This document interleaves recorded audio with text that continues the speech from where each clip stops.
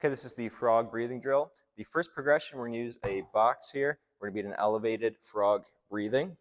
So the position, we want to think first inside edge of our knees. So we're going to pull our knees away from each other. And from here, if you have any issues with cramping in the hips or anything like that, you might be a little bit too wide. But from here, knees are further apart. We have our feet coming together like that.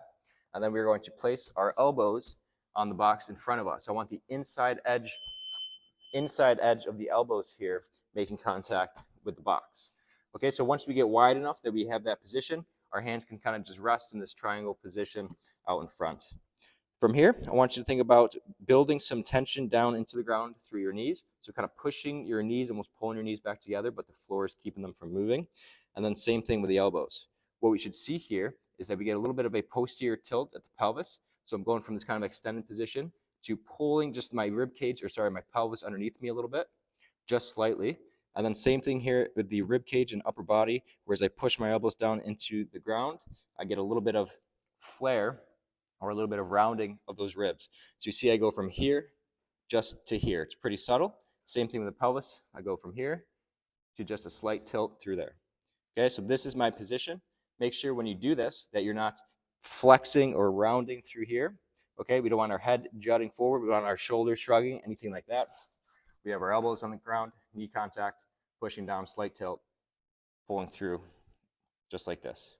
Okay, from here, breathe it in through the nose, out through the mouth. Okay, so it's a inhale through the nose, but it should be silent enough that we don't have our neck muscles working excessively hard, right? If you can't hear the breath in, then our neck muscles are probably relaxed. That's what we want.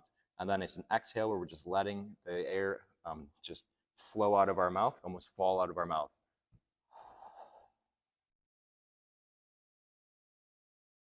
Once we feel that tension start to build in our abs as we're breathing all that air out, I want you to hold on to some of that tension. As you breathe back in through your nose, again, it should be silent.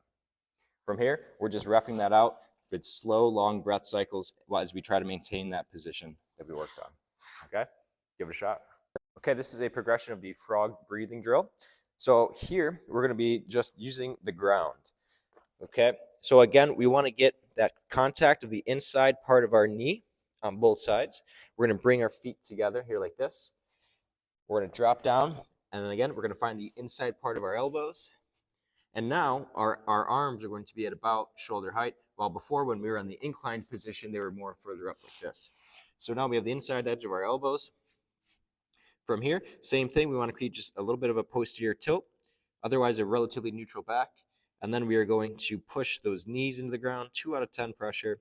And then same thing with the elbows, which pushes my rib cage back slightly there, right? And that's all we need. So we don't need anything excessive. You certainly shouldn't be tucking your chin down towards your chest like that. We want to keep everything neutral, tuck that pelvis slightly, push our knees and the inside edge of our elbows into the ground, create that slight rounding of this rib cage up through there.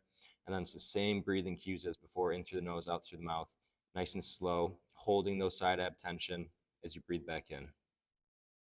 Give it a shot.